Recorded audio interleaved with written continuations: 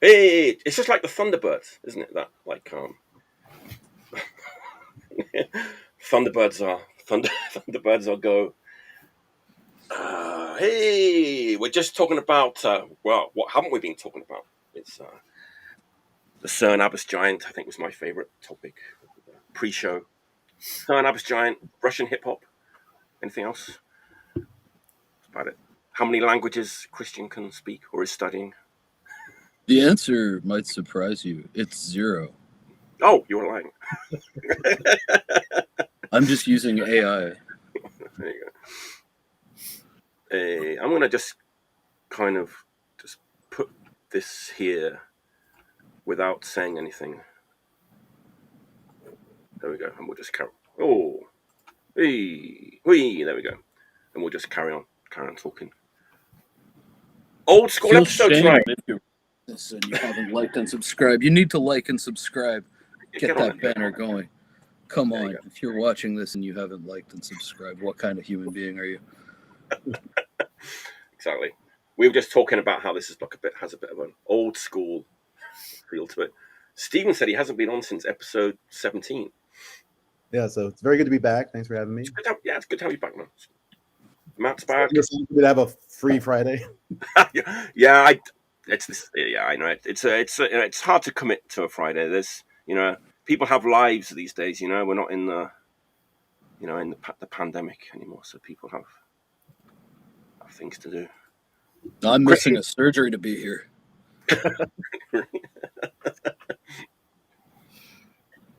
Anything serious? Just neurological. I can wait. Walk it off. Walk it off. Get over it. Yeah. All right. It's going to be a great show. Episode 89. I'm excited. I did change my picks around a little bit last night. Happens a lot. Friday night comes. It's Saturday morning here. Friday night comes. It's like, oh man, I'm enjoying this record. It's going in the pile. But I've got my 5. No.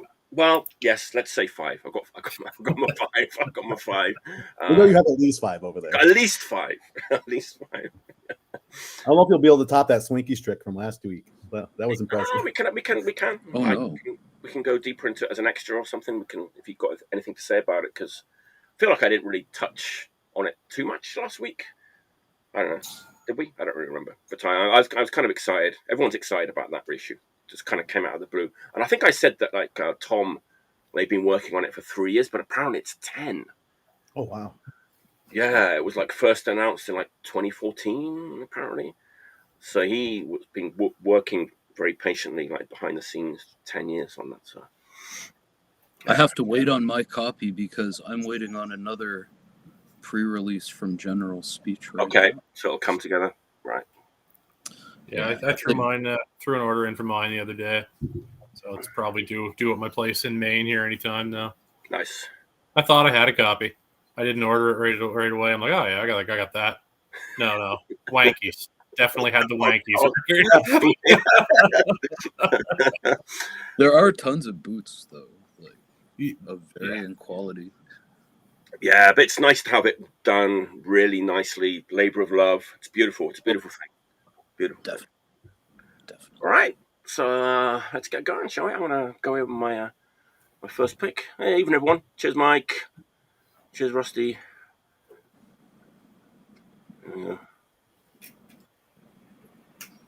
Don't be shy in the chat. The chat is a very important part of this show. So have a good time in the chat. Yeah, feel free to roast all of our picks. Yeah. I'm sure we deserve it. Absolutely. That's what it's all Sorry, about. Grant. I didn't pick any Mystic records tonight. That's Grant. Yeah, I forget people's real names. That's Grant, right? Yeah, Rusty is Grant. Yeah.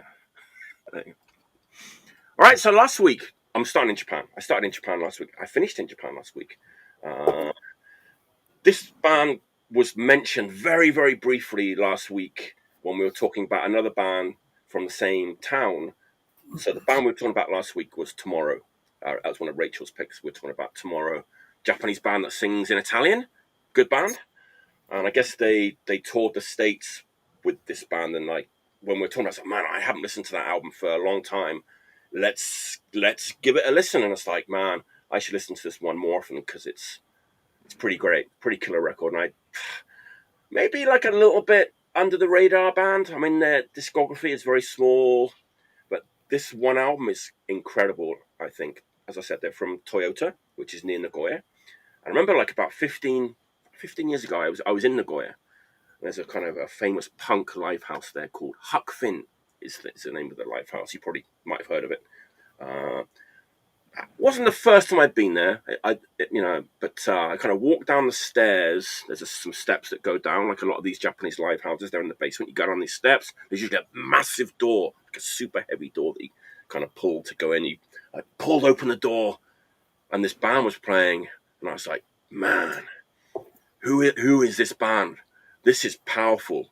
And I went right down the front and I watched like the whole set and was kind of blown away by how great they were. And I managed to find their album shortly after. Who am I talking about? This band with the no name on the cover. The Rotary Beginners is the name of the band. They did tour the States once. But yeah, not too well known. They've got 1 7-inch, this LP, another like CD only album, which I haven't heard actually. But yeah, they don't really sound like any other Japanese band I can think of. It's like big, really well produced, hooky, melodic punk, which doesn't really necessarily sound Japanese. Like it could be from like Europe. It doesn't sound really American. It has that kind of dark feel to it, even though it's like super melodic and catchy. I made some notes about like, you got to describe, what does this band sound like? People are saying, what does this band sound like? So I was like, imagine if like peak era Bad Religion had been on ADK Records. Try to envisage that, because it's like, I know it's like super melodic and catchy, but it's kind of got this like kind of weird side to it too. Or maybe like even a precursor to like The War Goes On. Oh yeah, Like gloomy punk hardcore bands like that. It's kind of got that gloomy edge to it. Or maybe even a little bit of Order, another like band from Toyota. They don't really sound like Order, but they've got that same kind of punky kind of melodic edge. It's like if Typo Dong from Order was on Fat Records. I know. I gotta check that out. It's not my job to sell this record, it's to just describe it. But, it's a killer record, and I feel like people into Japanese punk may have, like, overlooked this record. It doesn't really stand out. I mean, it's kind of good-looking record, but, no band name on the cover, You'd flip past that in a bin 100 times. You would, right? You would. I mean, the back's cool, though. They've got a band name on the back, and it's, like, nice black and white illustration and stuff, but this is the front. But I guess everyone in Japan knows what it is. But if you don't know, you don't kind of know. So, yeah, it came out in 2021. That doesn't sound right. 2012, I want to say. That's not right. It didn't come out in 2021. Maybe 2012. 777 copies. Jukebox Records. Great record. Anyone familiar with this? Anyone heard this record? Okay, there you go. Yeah, first I heard of it. It was on a game this week, so I'm taking some notes. So I'm going to check it out. I mean, honestly, it's a really, really great record. And it kind of starts off. Actually, it's one of those records where the first song is the best. All the songs are good, but the first song is so good. It's like slightly slower. It's more like that kind of GZ kind of feel to it. Oh yeah, the speed of it. Okay, I'm sold. It's got a little bit ding ding ding ding ding ding ding ding ding ding. It's kind of got that. That's why I kind of put the ADK thing in there. It's like, okay, it's Rotary Beginners, and it's the name of the record is Adolf no Bara, which Christian will know means Adolf's Rose. Is the name of the record. What a bizarre album name. It is, but they're good boys. They're on our side. They're not like that. And as an aside, people who are into this kind of stuff, into like where things were recorded. If you're interested in that kind of thing, this was recorded at Studio Free People in Osaka here, which cool. Gloom, Recommendation of Perdition, Framted, The Addiction, Corrupted, all those bands recorded there. Oh, nice. This doesn't sound anything like any of those bands. But just saying, punk, you know. Good pedigree. Punk pedigree. Yes. I can just picture Gloom emptying like a can of beer on the mixing console before they did their session.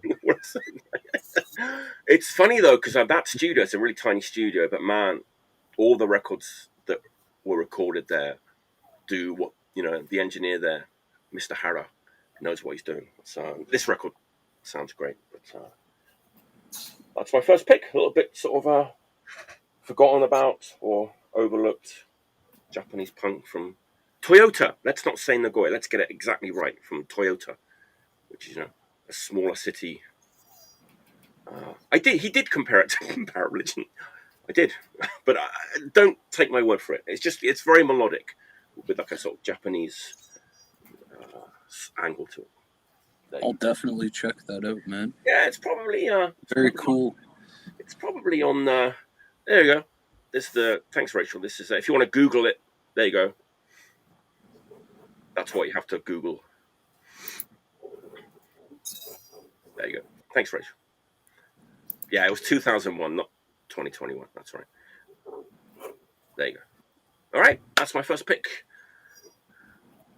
Matt, what you got?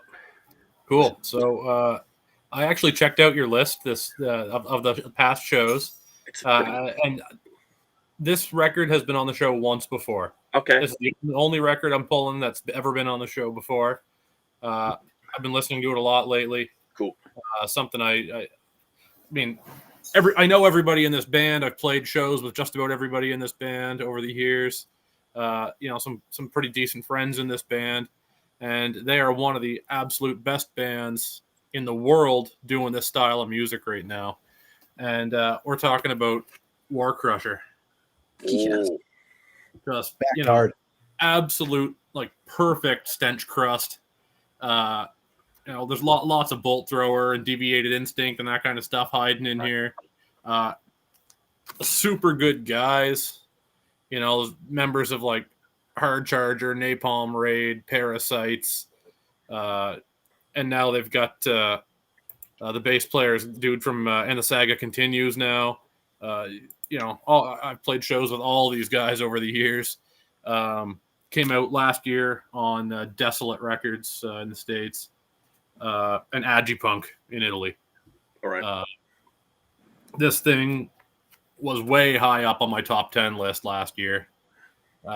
Just, you know, absolute crushing, perfect record. You know, they are just nailing this. They're up there, you know, with like Swordwielder and like Terminal Filth. You know, kind of, you know, the big guys doing this style right now.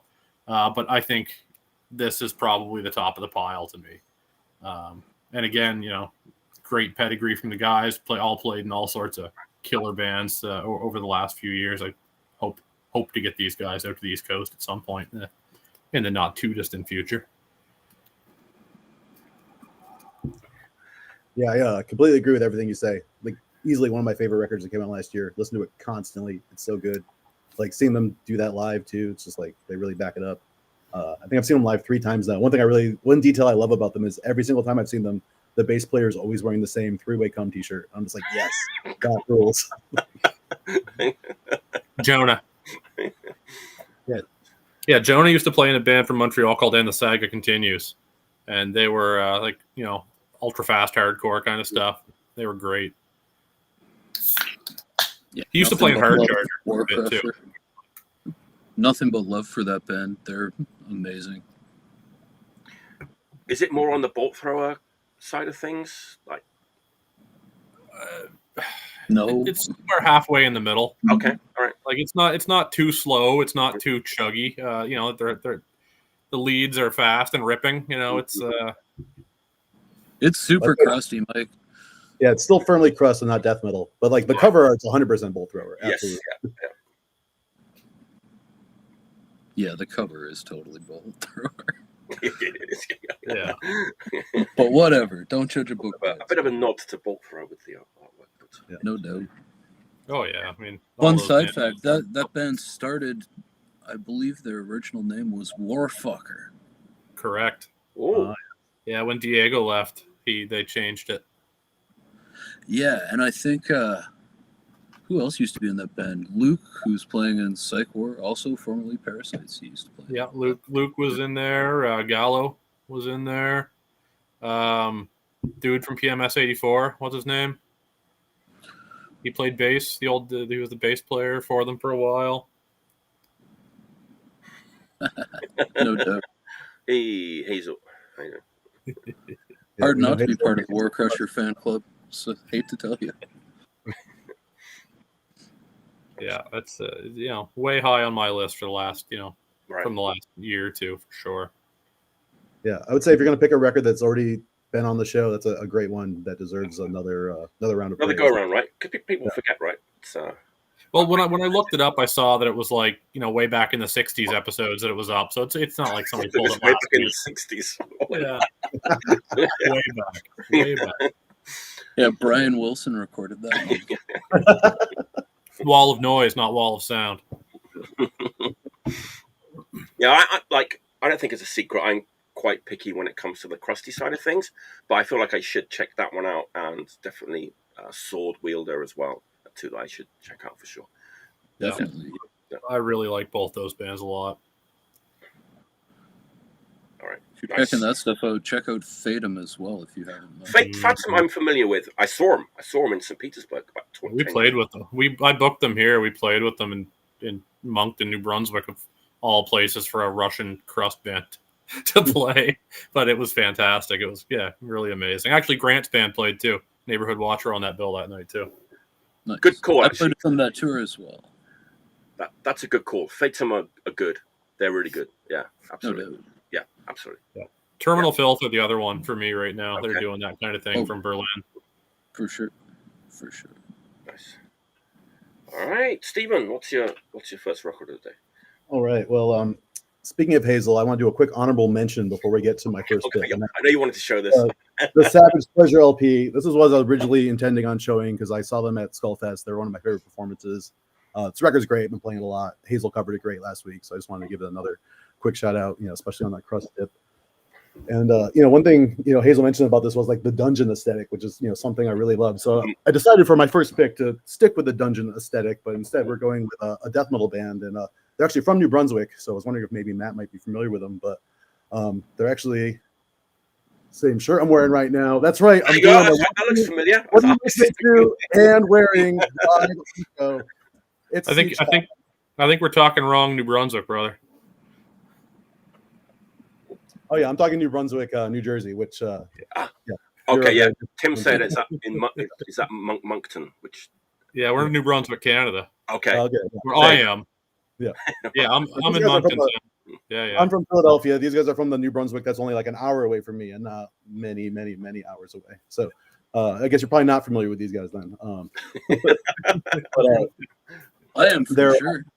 Yeah, they're a two-piece. They play death metal, as you can see here on my death metal long sleeve. Bring back that. I love those old school like long sleeves with the four-sided print. Yeah, exactly. I love a good four-sided long sleeve. And one of these guys actually plays in the hardcore punk band Razorheads, and you can hear a lot of punk in it. Like there's a lot of punk in like the drumming.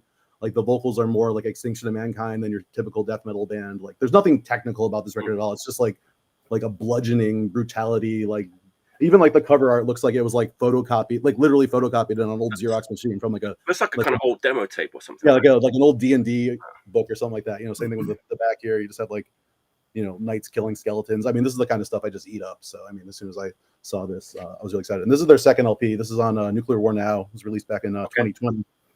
And it's funny. Last week when Hazel was on, she was talking about like the Columbus test or the Cincinnati test. Like how far would you travel to see a band? So like I said, these guys are from New Brunswick, New Jersey. But they're like one of those bands that seems to only play festivals. Like I've never seen them do like an area show. So the first time I ever saw them was actually at this festival out in Oakland, California. I had to fly across the country to see a band that lives like an hour away from me. So these guys passed the Oakland test for me. They're not the only reason I went to the fest, but they were definitely a big highlight, and seeing them play live was great. And since then I've seen them play at St. Vitus in New York, which was a much easier trip for me. So I hope they play more. I hope they actually play Philly sometime because they're a great band. They're a lot of fun. One time I saw them play, the guitarist was wearing a Discharge shirt, so it's like they're clearly like punks playing death metal, which I always think punks play the best death metal. So Agreed. They do a good job with that. Absolutely. Yeah. Was Maybe the he was Oakland Brain Squeeze? maybe Oh yeah, that Brain Squeeze, that was good stuff. Was that the Oakland Fest? Was it Brain Squeeze? No, it was the one that Nuclear War Now put on in 2019, Never Surrender Fest. Christian, what you saying there? Oh, nothing. He might have just been cosplaying Metallica. Right? Yeah, who knows? But yeah, that's an awesome album, man. I have a copy of it somewhere. Nice. All right, cool. All right, Christian, what's your first record of the day? Well, I checked out your list as well, and a few of my picks have been on your show before, but I take the name of the show kind of literally, and this is kind of what I've been listening to over the last week. So it is what it is. First album, Loudstormer.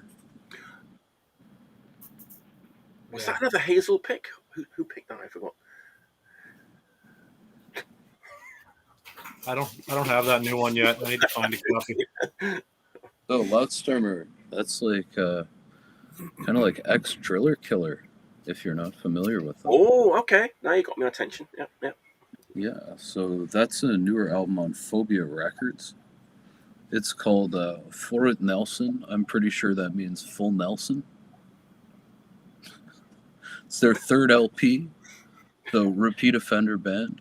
It's just a punishing D-beat, but they also kind of, I don't know, they throw in some weird riffing. Some of it sounds like Motorhead. Some of it has kind of a Motley Crue feel to it. But over top of punishing D-beat drums. Definitely a great album. I've got everything else they've put out. I need to find this new one. Phobia, man. Yeah. Pretty easy.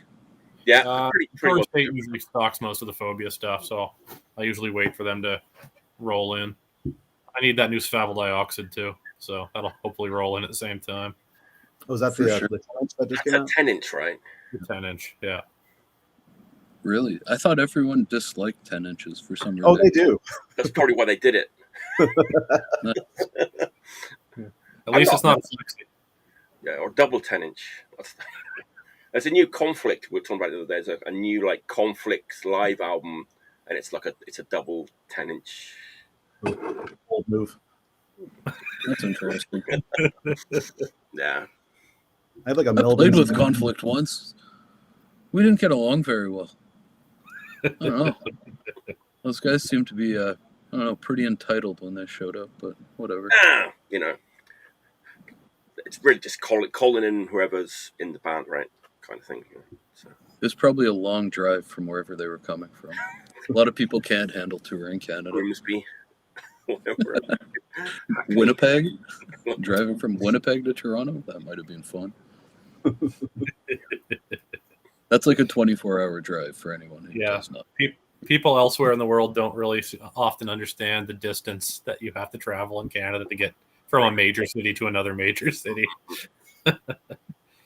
It's nuts. But yeah, like third pick, Loudstormer.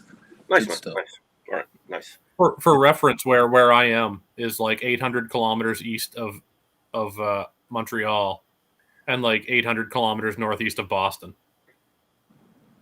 So, okay. You know, it's way out here. So that's about 1,300 kilometers from me. Yeah, it's about the 16-hour drive plus 14 to 16 hours to Toronto. Nice, you drive fast. Which is why I don't visit very often. No doubt. Nothing good here anyway. Except you. And I think like 50% of the times I've been in Toronto, I've got to see Chris. So, you know. I've bumped into you in Oshawa, man. Yes, that was so weird. I wasn't doing anything, and I saw these guys unfortunately booked a show in Oshawa, Ontario. On a Wednesday night. And I was like, okay, I'll show up to that. I think we made $40. Help fill the place out. Yeah, there were probably 5 people there plus the band. So I was like, man, that was a bad call, but all right. Hey, anyone familiar with the Finnish band 1981? Oh yeah, I've heard them. Very good stuff. Like, so I was a couple months ago, I realized that I didn't have any in my collection. No, I've seen them live in Japan. They were great in Osaka. They were really great. But I realized I didn't have any of their records. So I was on the old internet searching for some 1981. A lot of things come up when you type in. Yeah, that's a hard one to Google. So it's like, okay, let's put some other words in, narrow down the search a little bit. And completely by accident, I ended up on Disc Union. And for some reason, another band with a different year for a name appeared. And I was like, oh, what's going on here? And I kind of clicked on the link, and it happened to be a Polish band that I'd never heard of. And I was like, man, the record looks fucking amazing. I'm going to take a chance on this record. And it was used. Let's have a look at the record. This record looks great. Especially the logo is like perfect. We're going with 1984. Ooh, yeah. Nice. Perfection. That looks great. Yeah. Perfection. Right here on the logo. But yeah, so, you look this record up a little bit. It's called Why Not with question mark. Originally, it's just a self-released demo tape. Pretty much the few places that kind of talk about this record, it all says post-punk, blah, blah, blah, blah, blah. Man, I don't think this is kind of post-punk. If it is post-punk, it's like the heaviest. It's like, it's heavy. It's like old Polish punk, really, when you get down to it. It's like old classic Polish punk, but with even more of a kind of darker, sort of gloomy aesthetic to it. Even like a little bit of Amoebics in there, like a little bit. But the tape came out in 1984, but it was recorded in 1984, but it didn't come out until 1987. Not sure why. And then Pasażer Records from Poland, who have done like Deserter and El Banda and all sorts of Polish punk, right? Big, good label. Put it out on vinyl for the first time. This is it here. It's got some bonus tracks. Man, I'm glad I kind of accidentally stumbled across this. I don't think I would have found it any other way. Amazing. It's like I said, it's like classic Polish punk mixed with like the heaviest side of like UK anarcho, like Exit Stance or whatever. And it's amazing. It's a very happy accident that I kind of came across this. Yeah, that's a great score. I have another record by them. It was recorded in 87, but I think it didn't come out until like 2014. Okay. I first heard about them because they were on a tape comp that my friend did of all like classic 80s Polish stuff, and like they were one of the bands that stuck out. And then I saw one of their releases, and I was like, oh, I'll check that out. Yeah, okay. I saw that they have another record. I've been looking for that other one ever since I got this right, because it's so good. Yeah. Yeah, I was listening to it again last night. I was like, man, this is kind of classic stuff. It's like super urgent, dark, gloomy, but it's not like, it's kind of like a little bit aggressive. It's like, it's definitely like, it's more punk than post. You know what I mean? It's like, it's got some heft to it, even though it's kind of like, dark and gloomy. And it's a really nice, happy accident to come across this. If you like Polish, so it's like Amoebics meets Deserter. Kind of. I mean, the Amoebics thing, it only kind of shows up in a couple of songs, but it's definitely like that heavy kind of like Exit Stancy. A little bit. I mean, I'm throwing these bands around to sort of make the point. This is not Joy Division or like the Cure influenced post punk. It's way more. But lots of toms, right? Yes, and yeah.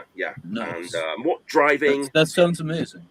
It is. I mean, Stephen's heard the other record, so I don't know if that record's any different to this one. I'm not sure, but yeah.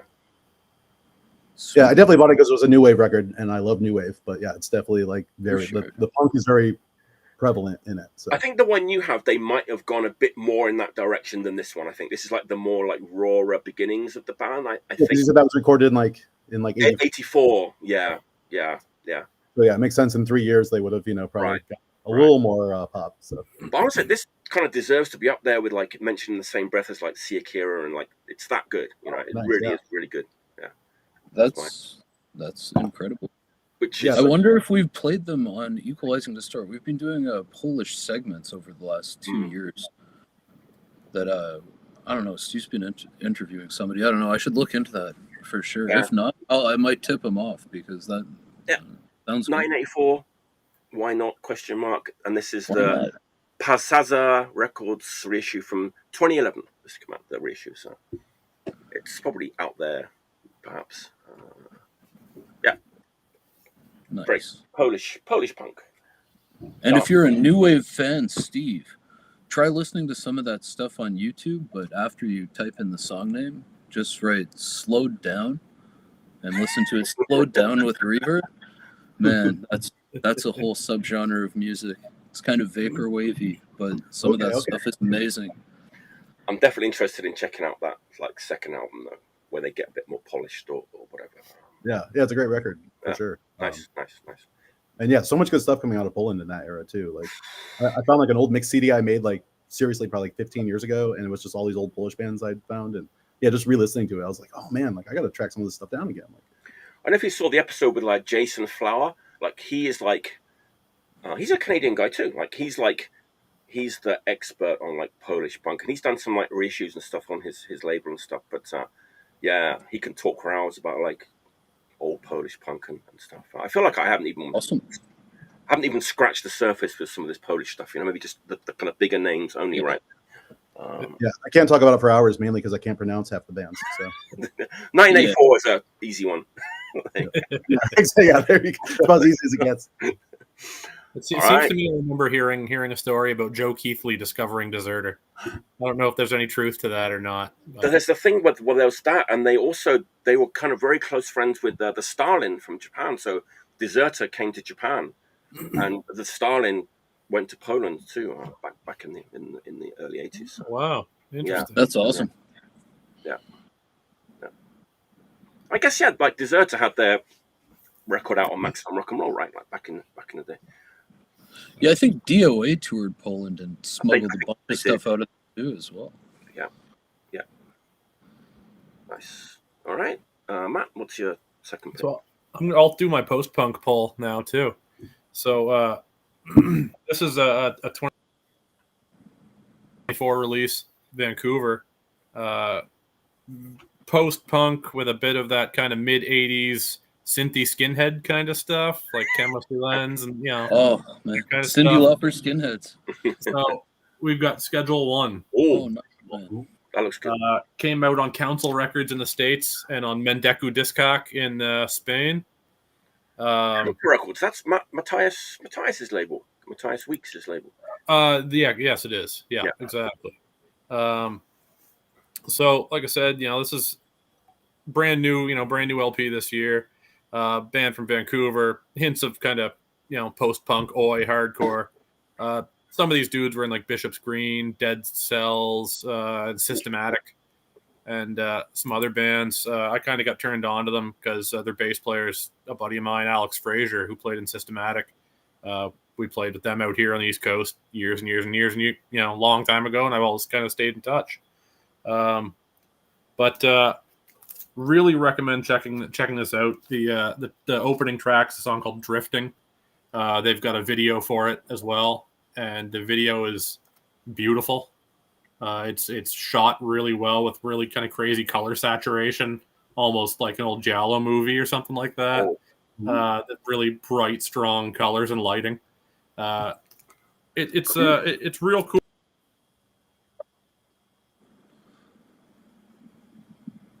I don't know if this been on here at all, but definitely really recommend checking this guy out. And I think it's readily available. Their first LP came out on Dirt Cult as well. So there's still maybe copies of that kicking around. Nice. That sounds right up my alley. Yeah, sounds great. Good, looks good too. Good looking record. Yeah, it's the cover is kind of some imagery from that music video. Right. It's really cool. I definitely recommend checking out the video. Nice. Nice. And did you say that just came out this year? Yeah, 2024 release. Yeah. Nice.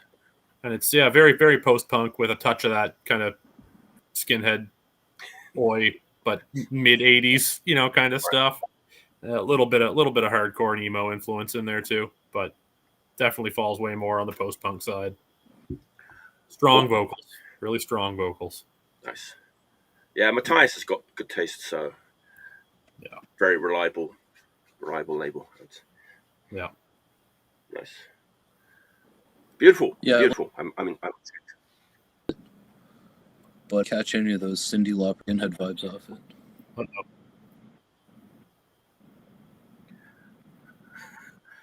Christian freezing up a little bit for you guys? Yeah, he's I cutting can't tell. It's like you guys are freezing up. It's hard to really. I'm a big fan of that Schedule 1 album. Cool. Anyway, this resolves itself. All right, Stephen, what's your next pick?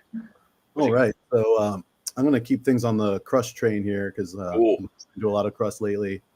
And actually, I think I'm going to take off my death metal long sleeve first. Though. All these picks you guys are picking are so hot that just gotta. Anyway, yeah, my next pick, we already mentioned them today. Swordwielder, the new record, Wielding Metal Massacre. This is the U.S. pressing that Profane Existence just did. I was just able to grab it. I got to see them twice recently. They played Skullfest, another one of my highlights, and then they played Philly, less than a week later. So I got like a double dose of sword wielding. At the Philly show, someone actually brought them a plastic sword, and they were like wielding it the whole show. So it's everything you want to see. Legit sword wielding. Yeah, but I mean, this is definitely like one of my favorite, very like Crust revival bands. These guys really do that amoebics worship pretty, perfectly. And then there's like just all the little like winks and nods on this record too. Like, just like the second song, the singer's like, "I woke with a sweat from the Swedish dream." It's like, oh, yeah, that's a nice little reference right there. And they're all super nice guys too. It was like really fun hanging out with them after the Philly show, and they're all just like real down to earth, and like guys who just love to like party and listen to Crust. So I was like, we got a lot in common. Cool. But this is their third record now, and I think this one like really kind of steps up a notch too, because like they've already like proven like, okay, yeah, we can do amoebics worship with the best of them. But on this one, I feel like it really opens up on like the first song on side B. It's a song called Beneath a Blood Red Sky, and it's basically like their version of Drink and Be Merry. It's like a lot slower and more subdued. The vocals aren't as cringy as like the Baron's voice on that song, just to get that out of the way. Like I definitely prefer this guy's voice a little bit better, but he's like, and he's always been a vocalist who's like really good at like weaving some emotion into his Crust vocals. It's not just like lyrics about like flattened cities and A-bombs going off. Like he really talks about like, nostalgia and like missing your friends and, people who aren't around anymore, like, good times past. And, really, same thing. Yeah. Drink and Be Merry is all about, because tomorrow you may die. And so like this record really has that same kind of vibe to it as well, which, I always appreciate when like a Crust band can go beyond just the one dimension and touch on something. And then they also, after that, they go into this, this kind of like piano driven track called Funeral Dirge, where again, it's like spoken word vocals and acoustic guitar. It reminds me of like some of the interludes you hear on like the Axe Grinder, Rise of the Superman LP. It's like got that same kind of vibe. Totally. And another thing I love about, yeah, right. And another thing I love about that too is like Axe Grinder is like one of those bands where it's like, they're playing heavy Crust, but they're not necessarily playing fast, like they kind of have that like nice mid-paced chug, which this band really captures on this record too. And, gives the riffs time to like build and develop and get that real epic nature to it. So yeah. Is Under the Blood Red Sky, is that the song where I think that's how he ends before like a massive. Yeah, there's all kinds of amoebics Easter eggs all over that album. It's pretty cool. Yeah, absolutely. Yeah. Wow. So, Mike, I know you were just saying that they're on your list of bands to check out. So yeah, definitely, yeah. And a vote for me as well. Definitely check them out. They're doing it good. Cool. Firmly in that Crust camp, not too far over the metal line. Like just doing it the way the classics did it. They've been a band for like a decade now, so they've had a lot of time to really like iron it out. It was funny too. Like when they played in Philly, I was doing sound for the show, and I'm not normally a sound guy. I filled in for my friend who was sick, and like we had it all set up for like 2 guitars, bass, vocals. And then the singer comes up to me, he's like, "Hello, is there a place I can plug in my synthesizer?" And he had like this little tiny keyboard. And I was like, "Oh, that thing's so cute." And I was like, "I have no idea, but we'll figure it out." But we got working, and he got to do his little like interludes. But so they even do that stuff live. I was just like, "This is great." Oh, that's awesome. That's awesome. They do the synth live. Yeah. Yes.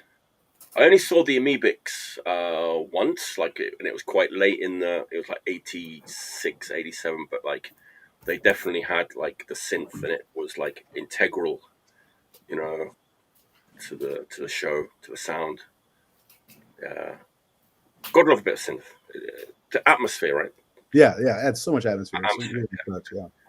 When you're talking about the lyrics and stuff on that record, I don't know why I immediately start thinking about that new song that The Cure have just like put up. Oh, I still gotta listen to that. Yeah. Me I've been neither. hearing a lot of stuff. Huge Cure guy, but yeah, I don't really sample things. I don't like stream music. I couldn't help a it. lot I or just anything, so. just like it's the lyrics, man. It's very. I was almost in tears. Like it's just one of those like that everything's behind us. There's not much left to go, kind of thing. Like I don't know. I Anyway, saw them on the last, I saw Cure on the tour for the last album, like 16 years ago, and they played. So it was 413 was the album, right? 4 sides, 4 singles. 4 was they did it as a 4-piece with no synth. Wow. Oh, so it was really weird and hollow, and Yeah, it's like talk about a little disappointing. They piped in synth on the last encore, and that was it. Wow. It was weird. It was really weird. Come on, if Yeah. Swordwielder can figure it We out, drove the down Cure to should be able to Halston, figure it out. Mass for that.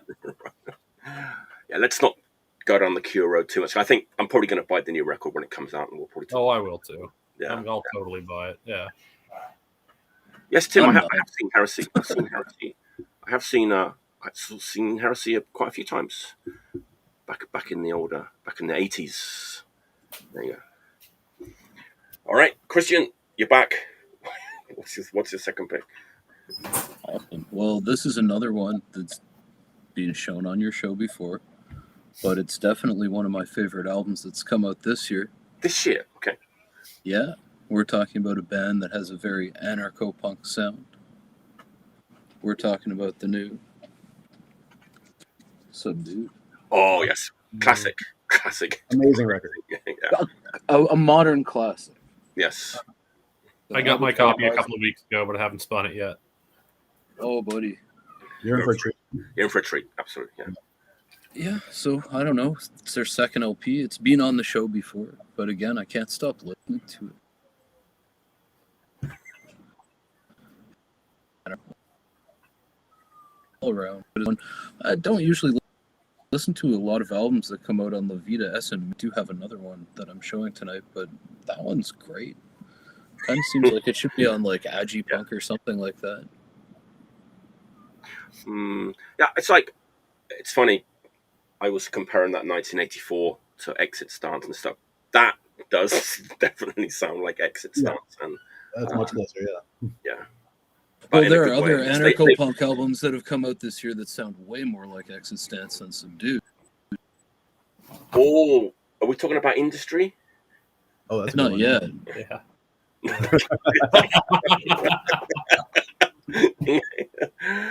It is the third time, but I think it does happen when like a really good new record comes out. People want to talk about it because it's so good. So I don't have a problem with that at all. It is a great record.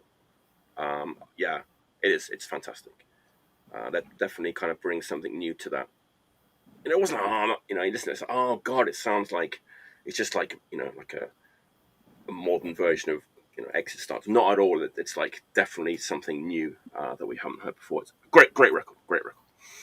It also kind of seems like, I don't know, that old anarcho-punk sound, peace punk sound, stuff that has like that axe grindery sound. We're starting to get a saturation nowadays, and that's kind of enjoyable because it's been sparse throughout the years.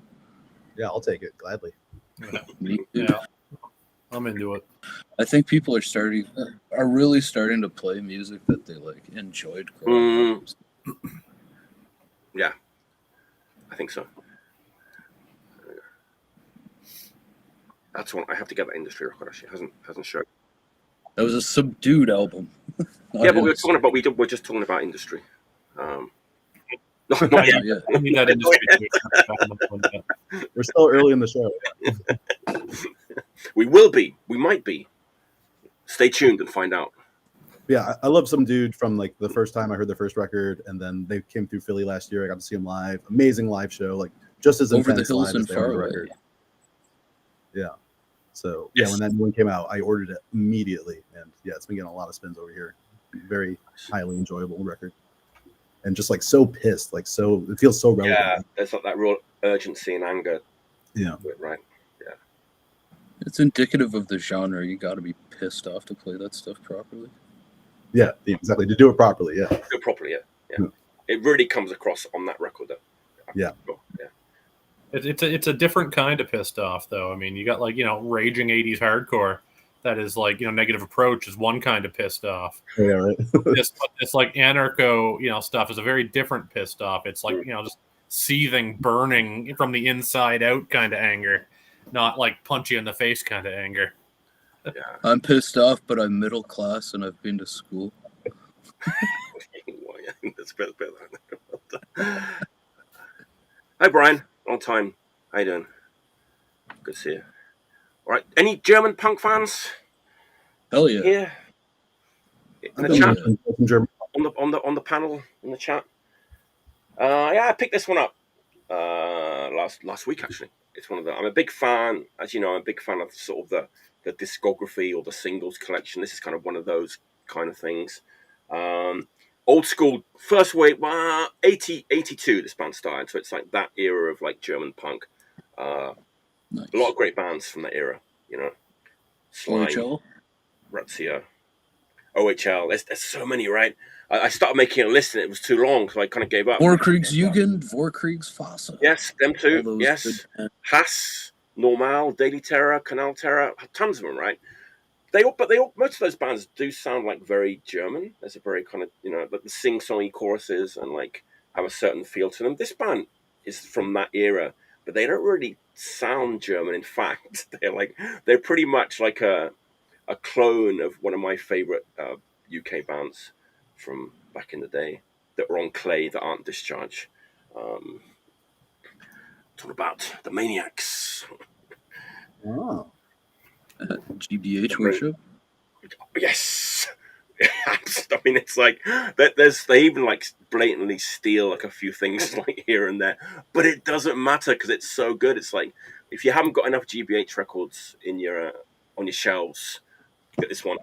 It's bonus GBH, but from Germany. I'm pretty sure that this band used to play with GBH and stuff as well when GBH would go to Germany. But it's so good. It's like it's undeniable. G is for Germany. Yeah, I love GBH. So anything that sounds like, and it's not like retro. It's like it's concurrent with, because it's like it's from 82, 83 up to 87. But I like, because GBH kind of changed their sound a little bit, right, as they went forward. Like the Rough Justice era when they kind of went a bit like crossover. Maniacs did not change. They just kept on doing like 82, 83 era, like GBH style. So you got to like, they didn't like follow what GBH were doing. They kind of, they were like very, we're just going to stick to this style and just keep doing it because we're good at it.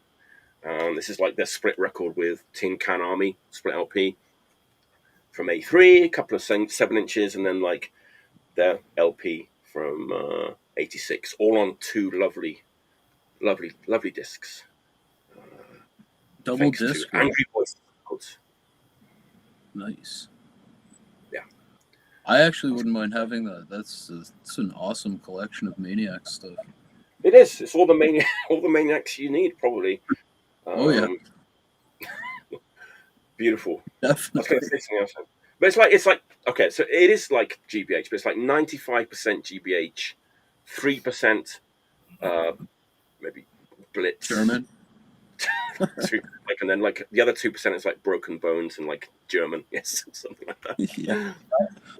Although there is like one song that just comes out of the blue, and I don't know what they were thinking about when they made this song, but it's like a total like kind of like Clash, the Pogues, sort of New Model Army kind of acoustic-y kind of song, which just it's pleasant, but yeah, it doesn't really fit on this record. But there you go. Germans like to take the piss, man.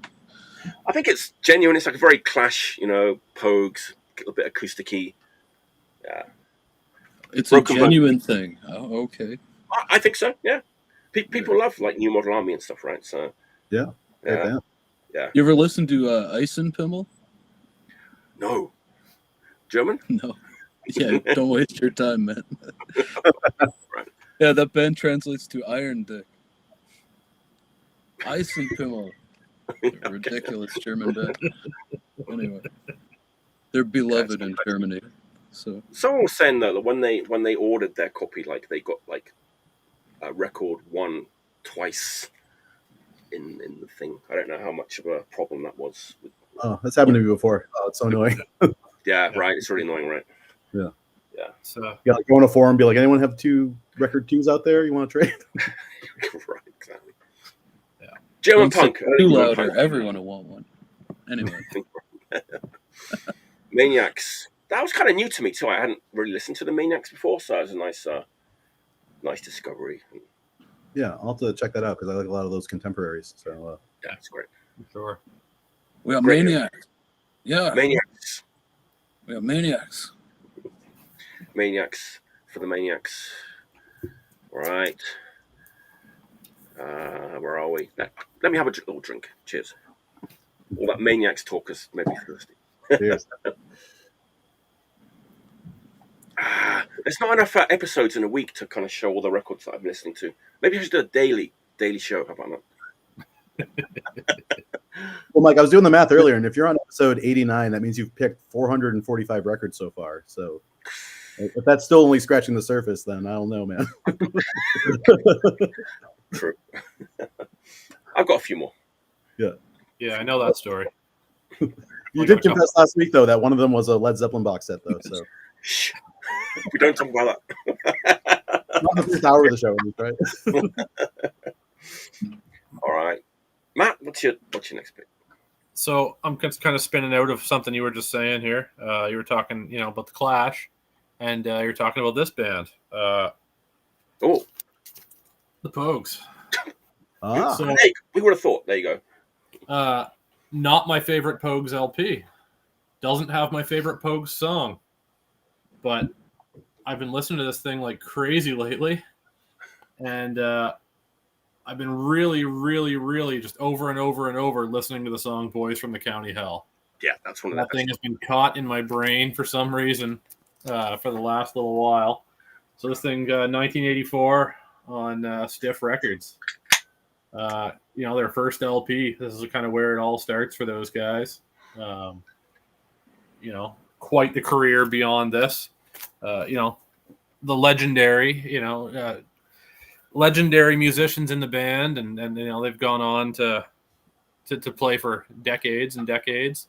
But personally, the early stuff is typically what I come back to.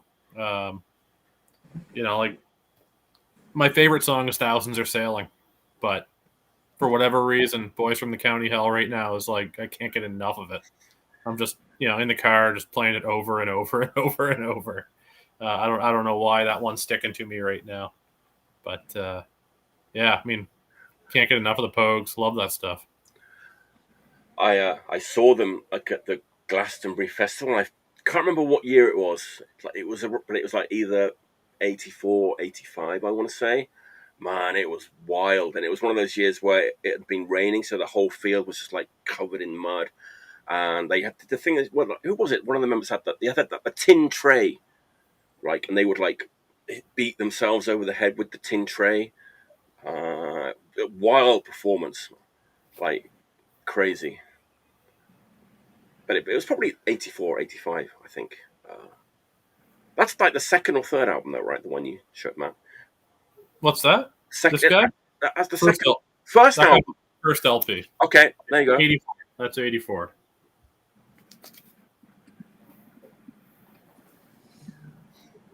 Love the Pogues. Tragedy with Shane passing. Yeah. It's not like we haven't seen it coming for 20 years or what, the dude was a wreck for a really, really, really long time. It doesn't make it any nicer to, when you see that in the news. Love those guys. yeah, I don't have that first one, but I've spent a lot of time with Rum Sodomy and the Lash. Yeah, that's the one. Yeah, I for sure. Yeah, That's That like would the be my ultimate favorite Pogues album record. right there. Yeah, it's like if you're gonna own one, that's like that's the one, right? So Coming into this, I was thinking like, well, maybe I should just pick a best of the Pogues, right? So I was looking at my best of, and my best of the Pogues is not nearly as good as the least of the Pogues. which was like a second best of collection that only got a one-time German printing on vinyl in like 1980 or 1990, whatever. And, I don't have that thing. But personally, I think that least of the Pogues record is much stronger than the best of the Pogues record. Of course, there's always, as Brian said, the mighty Nipple Erectors. Yeah, I was going to say, I'm a huge Nipple Erectors fan as well. Awesome band, man. Yeah. Crazy. You've seen those old pictures, right, where like maybe the Pistols at the 100 Club, and you can see like Shane MacGowan in the audience and stuff. Definitely. Yeah, seems to me his gal bit him and he was bleeding all over the place or something like that in some of those photos. Ouch. Nice. All right, Stephen, what's your third pick? What you got? All right, back to me. So yeah, I'm sticking with the Crust wave right now. There's been so much great new Crust coming out lately, which for a long time no one played Crust. So I'm excited that there's all these great new bands like previously mentioned Savage Pleasure and that Axfear record Hazel talked about last week. That's another great one. And as I listen to these records, I inevitably go back and start to pull out like the classics. Like pulled out some of Meebix records earlier this week, and I pulled out the Rise of the Servermen, which I mentioned earlier. Pulled that out earlier this week. There's another record I want to talk about tonight. It's not part of that first wave of Crust, but it's easily one of my favorite Crust LPs that have come out in the past 20 years. And I'm still feeling really warm. And promises to be the last wardrobe change of the night. But this one's for all you Canadians out there. There we go. Bombs LP, Relentless Onslaught. Awesome. This came out in 2007. It was released by The Total End and Vex Records, which are actually two labels run by people formerly from Connecticut. That's originally where I'm from too. So it's like guys I grew up with, and we all have the same taste in music. So when I saw them put this out, I was like, yes. But while a lot of those other Crust bands are doing like the perfect Meebix worship, like these guys really dialed in on that like classic Sacrilege sound. I'm running out of shirts, Rachel. I'm sorry.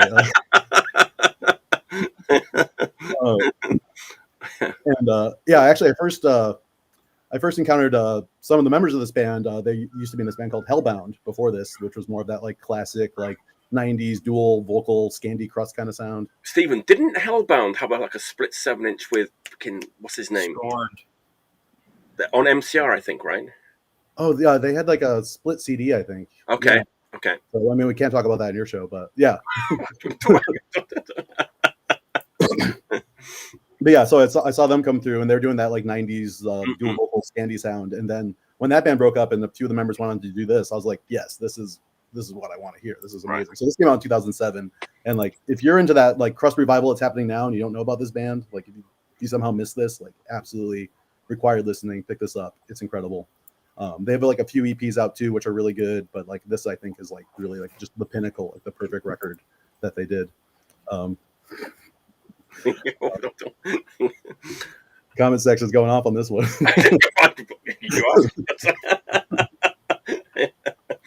Nice. I don't think I have I do have an After the Bombs record. I'm not sure if it's that one though. Yeah, that's the only 12-inch they did. So okay, then it's that one. There you go. Yeah, and then then they have 3 7-inches. Okay. Also pretty good. Matt from the Total End ended up playing with them for a while. Yeah, exactly. Yeah, he put out the record, and then he later moved to Montreal and joined when the original guitarist moved back to Norway. So, and he was like, "Yeah, they were my favorite band," and I pulled the record, and then they asked me to join. It was like a dream come true. So I was really happy for him on that one. Yeah, he's a super nice dude. Yeah, I've known him since we were like teenagers. We used to play in Another Oppressive System together, and came up. Shit, I've got those records. Yeah. Something else that happened 20 years ago. Yeah, Yannick. Definitely. Sharp. Yeah. Oh, yeah, Varning's coming up right around the corner, isn't it? That's right. Yeah. And Jim Martin and Matt Sachs, the two guys who do Vex Records, I know that they also help out with Varning every year. They're big time contributors to that. So yeah, the Connecticut to Montreal pipeline is still running strong. Yeah, Tim, that is Zhenik from Catacombs. That's right. Yeah, definitely. Yeah, and she's been in so many great bands since then too. She did like after that it was like Truncheons, and then Parasites, and now she's doing Fractured.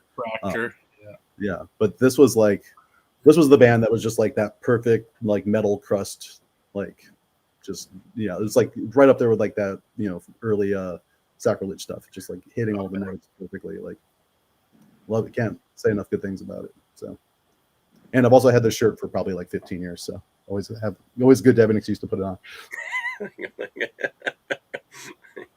Getting a lot of feedback about it too, so you should wear it more often. Yeah, when I saw that they hadn't been covered at all on the show, I was like, okay, well, I definitely need to. When I was trying to decide what classic Crust record I was going to pull, I was like, this is the one that needs a little light shine on it. Nice. Yeah, hell of a record. Cool. All right, Christian. So once again, I paid no attention to what was on the list. You did, but you just ignored it. Now this band, I believe we mentioned earlier. So you were saying industry earlier. Well, now it's time to talk about industry. Let's do it. It's my third pick. Yes. Nice. And are you gonna say the full title of the record? Sure, it's a self-portrait at the stage of totalitarian domination of all aspects of life. But yeah, great exit stance worship. Who put that out? I need a copy. I think La Vida S and Muse put no, my bad. They didn't. It's a Static Age. Who? Sorry? Static Static Age music. Age. Oh, yeah. Static Age. Static Age, yeah. Yeah. So it's Misfits covers, right? Well, no, far from it. Like they even do an exit stance cover on the album. I want to hear that one so bad. I've resisted the temptation to listen to it on the interwebs. I'm waiting for a copy. Oh man! So you're a big exit stance fan, Mike. I love them. And Vex. I made my own exit stance T-shirt up here in Canada when I was about 15 years old. I've been a fan for years. It was a pretty terrible shirt, to be honest, but you know what? That's what we had. And I wanted to rep exit stance. I've never heard anybody do it that good. Like, I mean, there's not a lot of people out there trying to sound like exit stance, which is a shame, because they're definitely one of the darker, heavier bands. Them and era. As a Mortar Hate Records, Mortar Hate was like the heavier side of that yes, Crust. Yeah, definitely. And I always like that stuff, like Potential Threat, Liberty.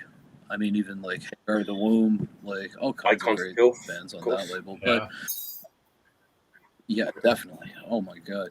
And yeah, I don't know. It's just pure exit stance worship. So heavy on the toms. It's German, so you get a little bit of that too. If you listen to a lot of German punk, you probably understand what I mean. Yeah. But it's a good thing. So I don't know. Can't recommend it enough. So far, it's in my top 10 for this year.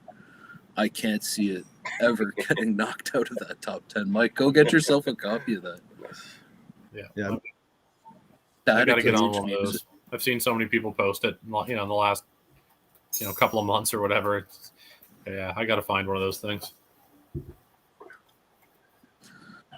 Well, if you're a fan of exit stance, it's for you. Yeah, I picked up that and the new Subdued, and then that band Vampire out of Australia. I got like all three of their.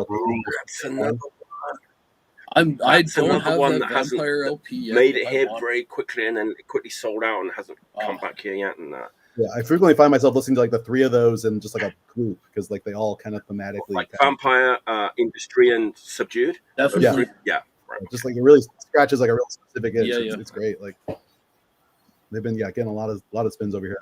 Industry record. Yeah, another one that definitely deserves another appearance on the show for just being like top notch. Nice. Yeah. All right, from definitely lots of Vampire. Okay. Has anyone ever bought like a compilation album, a double compilation album, and they didn't know any of the bands on it? Anyone ever done that? Nice. Yeah. Good. I feel good. I have. Because I'll buy anything at the right price. There's that side of it too. Yeah. I just did just that. I'm glad I did. So okay, I'm going a bit off. I know. Spain. Old, 80 to 85, Spain. Oh, nice. Where this compilation lives, but it's a little bit like sort of not what you might be expecting. Let's have a look at the record. Another reason I bought it is because I like the look of this record. It just pulled me in, and it's on Munster Records, which is a pretty reliable label. Ta-da! Tension. There we go. I don't know that. Yeah, I mean, Spanish experimental underground, 1980 to 95. Now, this is definitely not an area of my expertise. Like I said, I didn't know any of the bands on it. But it was nicely priced. I've been into a lot of Spanish punk recently, so I thought, hell yeah, I'm going to go in with this one. It's pretty good. It kind of like tapers off at the end a little bit, like on side 4, it gets a little bit too experimental, like a bit of like the sound collage and stuff like that at the end. But the front end is like loaded with this stuff, like amazing kind of like frightening sort of experiment. It's like a Spanish version of like no wave. Oh, cool. Yeah. So some of the stuff sounds a little bit like Bauhaus, but with some like Spanish punk influence, like almost like growled vocals. I'm not going to go. There's a lot of bands on this, so I'm just going to mention like a few of the bands. Otherwise, we'll be here all night. But like the first track is by this band called Clam, like Klamm, and it reminded me of like Discipline era, like King Crimson. It's like, which in turn also sounds a little bit like the Talking Heads. So it's like that lineage. So it's like got these guys probably listen to like Talking Heads and stuff. Amazing. La Fondation is like kind of herky jerky, but like with kind of guttural vocals. New Buildings is like synths and sax with female vocals. Pretty cool. Ma Otra Vez is like, that is the heaviest song on side 1. It's like dark post-punk with sort of guttural vocals. Has a bit of like a Bauhaus feel to it. Like a lot, like the first 3 sides is full of like sort of that no wave, that kind of herky jerky, almost like danceable stuff, but it's kind of a little bit off kilter and dark, and it's like full of that kind of stuff. And I've been trying to kind of track down like records by individual bands, but man, it's fucking impossible to find like the original records. It's a bit obscure. That's a cool find. Cool find for sure. If you read reviews of it, it's a bit misleading because it keeps sort of leaning on the experimental kind of side of it. And it isn't, like, for the most part, it's very listenable. It's kind of very danceable and kind of post-punky and dark. And I'm sure some of these songs could have. When did it come out? This compilation came out in 2012 on Munster, but all the music is from sort of 80 to 85. Yeah, I've been having a good time with this. Definitely, like the back end is a little bit much for me, I've got to say, but the front end is really enjoyable. Listenable, bit danceable, kind of dark. Yeah, that definitely sounds like something I would blind buy. I love a lot of those like early 80s compilations that are just from like a specific country or a scene. It's nothing you've ever heard of, and you'll find so many incredible gems that way. Like, really good stuff out there. And like Paco from La Vida has kind of been like pushing me to kind of dig deeper and deeper and deeper into the Spanish stuff. He's like, you haven't even like touched the surface yet with Spain, back in the 80s. So if ever I see something like this, I'm like, okay, I'm gonna buy this and see what it's all about, kind of thing. So nice. Yeah. Definitely. Yeah, I'm gonna double down. I think like the experimental angle, it could be a little bit overstated. A little bit, I want to say maybe. I mean, it's even called experimental underground, but you did compare them to King Crimson, so it's clearly not your typical 80s punk record.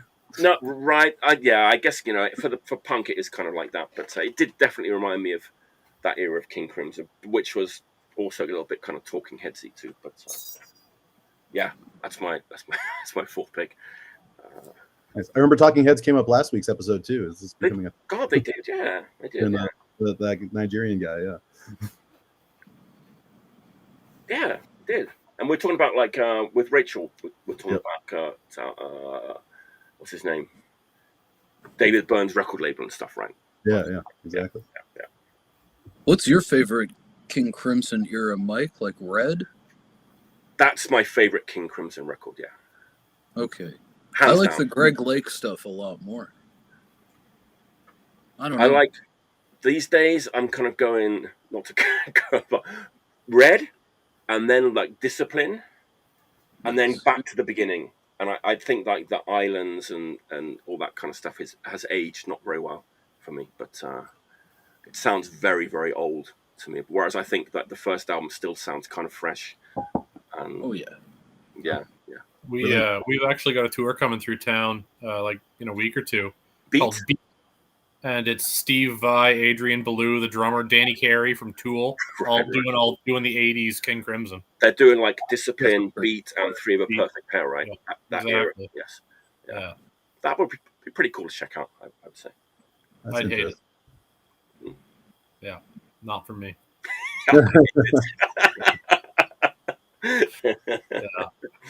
Yeah, I mean, I didn't get into that stuff until like later on in my career, my life. So It's funny because I'm going to say I hate prog. I don't like prog at all. And this next record I'm going to pull out is like totally weird and proggy and like not, like I don't know. I don't know.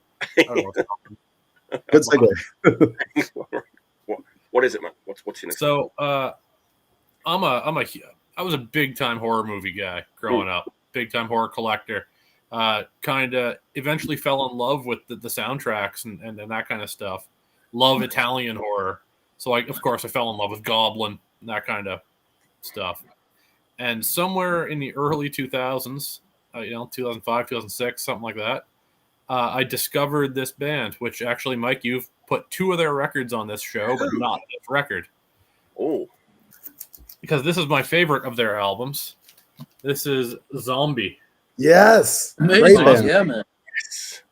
This thing Zombie is too. like, the greatest soundtrack to Dawn of the Dead and Suspiria that isn't a soundtrack to Dawn of the Dead and Suspiria. Right? So, they're a 2-piece. One guy does, and they do this live. One guy does synth and bass while the other guy does all the percussion. And it is like the just perfect Goblin worship for those early Goblin albums. It's absolutely kind of mind-boggling that this is from the 2000s, not from 1976, something like that. Yeah, exactly. Pittsburgh. Yes. Discipline, Tim. Yes, man. I love that band so much. Yeah, Steve Moore and A. Patera, who both do stuff all on their own too. Measure, and then Steve Moore goes by his own name. They do all sorts of soundtracks and all sorts of like spacey, weird, atmospheric music and whatnot. But this is the big one for me. Matt, this is the one that got me hooked. What's the name of that record? Cosmos. Okay. So all of the tracks are like celestial bodies: Orion, Satis, Cassiopeia. So this is the double LP. Like that's how it came originally. It's the 20th anniversary for this thing right now. So Relapse just dropped a triple LP with demos on the third LP, which I'm going to have to break to now. But this is an absolute killer. I'd love to see these guys. Sadly, as they go on, they start bringing in a little more post-rock and bringing in some guitar and strings and stuff, which really doesn't quite do it for me. The last album was pretty good, but there's a few in the middle, Spirit Animal and some of the other ones. Is that one with the elephant on it? Yeah. That's definitely the most popular record, yeah. A little extra guitar and some other stuff going on, and I like it when it's more stripped right down to the synth. Okay. Personally, just the synth and the bass and the drums, and I think that's like the perfect formula for these guys for me. How do you feel about Escape Velocity? I feel like that was like a really stripped down record, and they did it right after Spirit Animal. So it's like we'll do our prog chops, and then it's like our really stripped down synthy record right after. Yeah. But it's I hate prog, and then I pull out this thing. Ridiculous, but yeah. That's just it's my love of the horror soundtracks that totally got me into this stuff. Nice. Which I still have a crazy horror movie score collection. That's buy punk and hardcore and crust and D-beat and stuff, and then I buy movie soundtracks. I like that John Carpenter project that's been coming out lately too. Oh yeah, that's been putting out. They should call themselves the Carpenters. Yeah, it's not taking that, right? Never been done before. The New Carpenters. The new company. Yes. Oh man, Zombie's very frustrating to me in the sense that they're on Relapse, but I just haven't been able to find like that record and other records by them. I don't know why. Maybe they just didn't make it over here. But they're out of print. I mean, that early stuff fell out of print, but like this thing, like I said, just got a brand new crazy heavy duty reissue. Thanks for the tip. Nice. I'm on it. Well worth picking up. For the demo tracks. I think Nice. it'll be a nice upgrade. Cool. That's a great tip. Nice. Is that your favorite Zombie record? Yes, it is. Yeah. Okay. That one hits that sweet spot for me. I like the earlier stuff too, but like I said, kind of when they start adding, the more instruments they add, the less interested I am. Gotcha. Okay. Right. It's funny too, mentioning like the horror movie aspect of that. Like when that record first came out 20 years ago, I was living with Denise, the singer of AOS, who's like a huge horror fanatic. And a friend of ours who worked for Relapse, he got like a promo of that CD and he just gave it to her. He's like, "Here, this sounds like horror movie soundtrack music. You'll probably like it." And like we went home and we listened to it and we're like, "This is great. What is this band?" And like we've been obsessed ever since. I've seen them live like 4 times. And yeah, you're right. It's like incredible watching 2 guys like execute that. Yeah. Like the first time I watched Steve Moore play keyboards and then do bass lines in between the chords, I was like, this guy's an animal. Yeah. And I have like half a dozen of their like various solo records too. Like, they did a split with their 2 solo projects. Like some of my favorite music I also do when I'm working because it's really easy to just kind of like zone out too and like get this, you can kind of just focus. So yeah, great pick, great band. Great pick. I love part of my love for the horror scores and then that kind of stuff is that you can put on this kind of semi-ambient instrumental music, and if it can build emotion, if it can make you scared, if it can like raise the hair on your arms, give you goosebumps, like just from that ambient score, like it's kind of amazing that music can make you scared, Right. And I really dig that feel. Yeah. Nice. And I see some people talking about Fabio Frizzi right now too. Yeah. He's on tour. He's on tour. They got their trailer stolen in Portland the other night, but they found it. They found it luckily at like the next day or day after. But yeah, his scores are fantastic too. I love that stuff. Nice. But being out here in Eastern Canada, we get none of it. Yeah, the last horror soundtrack I picked up, I think I got that off Electric Assault. He was distributing the Japanese horror movie, The Entity. But yeah, also a big fan of the horror soundtracks, and the Italian stuff's great. Like really can't go wrong. Zombies perfect worship for it. So yes, absolutely, yeah. Killer, man. Nice, killer. All right, Stephen, what's your 4th pick? All right, so I've exhausted all my Crust picks for the day. I've exhausted all my wardrobe changes, but I am going to stay in Canada with this next release. So it sounds very, very different from After the Bombs. This record actually, I would say this is a shining example of what Mike. I've heard you refer to this as the new wave of post-punk. So you guys might want to roast me for this pick. We'll find out.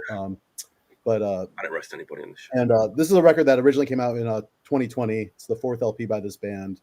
I just got it like last year though, so I've been spending a lot of time with it. And it's Nostalgia by the band Spectres. That's the only one I don't have, I think, in the big records. Yeah. It's the one that took me the longest to get. And like they've been a post-punk band their whole career. They started a while back. This is their, like I said, 4th record. And like I feel like early on they were very much more on the punk side of post-punk. And this is the record where they kind of like crossed over to being like more on the post side. Like this record is very heavily influenced by like The Cure and the Smiths. And I noticed that the singer specifically, Brian, his vocal range, just you can like see it like slowly growing over the records. Like the first record, he's doing very much that like almost kind of like mostly monotone, kind of like almost like kind of snotty post-punk vocals. And then by this one, he almost sounds like Morrissey on this record, which like the first time I heard it, it blew me away. I wasn't expecting it. And like this is now the Spectres record I listen to the most. Which is funny to me too, because like I remember when it came out, like a lot of my friends who were fans of this band, like this is the one they kind of dropped off at because they felt like they almost kind of like jumped the shark with this record. It's like oh, they're not even a punk band anymore. They're like they went like a bit too far in a certain direction. Exactly. This is like severed any tendrils connecting them to punk. This is like very deep into like the Cure Smiths side of right. I think it's very appropriate that they called the record Nostalgia because like this really does sound like something that could have come out in the 80s. Like you could, like it's sort of like the opening track is like probably my favorite song. It's like another one of those albums where they just grab you right from the beginning, and like some of like the vocal harmonies and melodies he's doing on it, I could like easily picture it in like a soundtrack to like a John Hughes film, and like back in the 80s. So yeah, that would be the play. I like the band, but not maybe quite that much. And it's funny, in doing research for the show, I actually felt like I wasn't sure if they were done after this or not, because like I said, this came out in 2020, and I hadn't really heard much from the band since then. But in doing research, I found out they actually released a new album earlier this year. So Spectres? Yeah, Spectres. Yeah, brand new, came out in March. It's on Artifact Records, which is the same label that did this one. Did not know that. Yeah, I listened to it once on Bandcamp this week just to check it out. It's still very much in the same vein. Like The Cure is probably the biggest influence on it, I would say. Wow. And it was funny when I looked up on Discogs, like someone had actually classified it as indie rock, which I'm sure probably ruffled a few feathers. So, yeah, just a really good, really great melodic post-punk record, like way more post than punk at this point. But it's been real enjoyable. Like I've been referring to it as my guilt-free Morrissey record, because he really sounds so much like it, but without any of the dodgy politics to go along with it. Yeah, I really like those cats. I've got everything up to that record. I don't have that one or the newer one. Yeah. Sadly, Artifact's distribution in Canada sucks. So, and aren't they based out of Canada? Yeah, of course they are.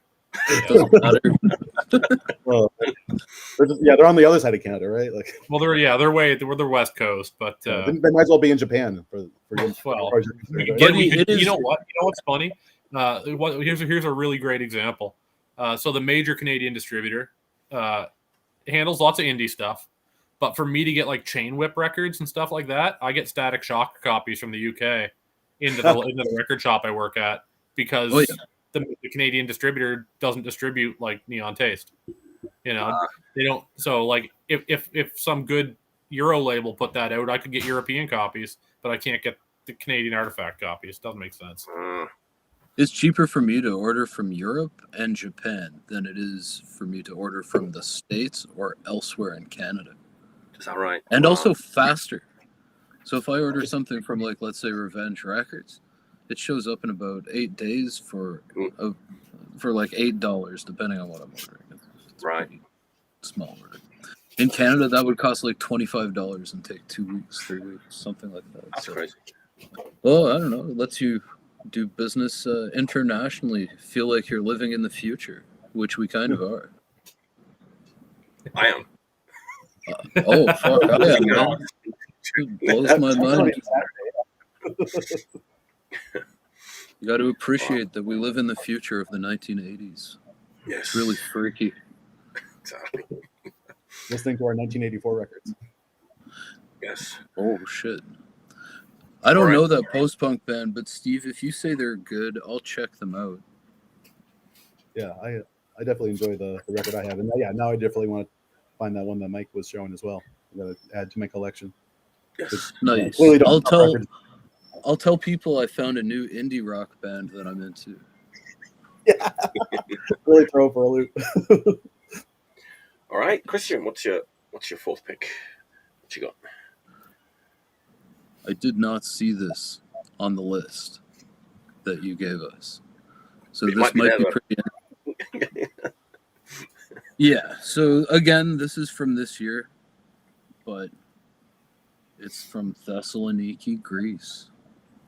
Oh. So this is just an absolutely off-the-hook album. It's kind of power violence-y hardcore, but light on the power violence side. Not saying that it's not punishing, but certainly not, I don't know, hard to describe really. But the album I'm talking about is by a band called Kefaloklaidoma. And this album is called Volcanico Mausoleo, something like that. But it translates to Headlock and Baltic Mausoleum. Oh. So I don't know. Has anybody checked that band out before? That is not First time on the show. First time seeing that record. What's it all about? Is it Greek crust? Well, it's a two-piece band from Thessaloniki, and yeah, it's not really so much Crust. It is hardcore and very power violency for sure. Got tempo changes going on. Usually tends to get faster than slower. It's kind of a raw take on power violence as well, which you'd kind of expect with it coming from Thessaloniki. So two of these guys are also in the band Concrete Bastards, if you've heard that band. No, that's a current band from Thessaloniki as well. Okay. So I don't know if you're into Greek hardcore. I'd definitely give that a goog and check it out. Let's have a look at that record one more time. Let's show it. Let's have a look. For sure. So one more time, it's Kefaloquaidon. I do like that art. Pretty... Yeah, that's why I wanted to have a look at it again. So, yeah. Your Slaughter, so it's fairly easy to find. Sort of a limited press of 350 albums. Also out on Scarecrow Records, Punk and Loud Records, and Walk the Line. Like I was saying, they're just a two-piece. But they friggin' rip. Nice.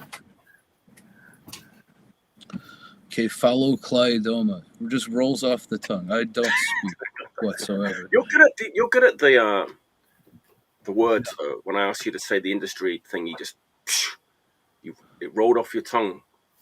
Well, I do a radio show here, right? So. Exactly. Well, remember, he speaks 73 languages. Yeah. That's a little more than zero. Jeez, 73 languages. I couldn't even name 73 languages. All right. Last round. My last pick is a party pick. Roast away. If you want to roast me, I don't care. My opinion is not going to waver on this band. I haven't seen this. Okay.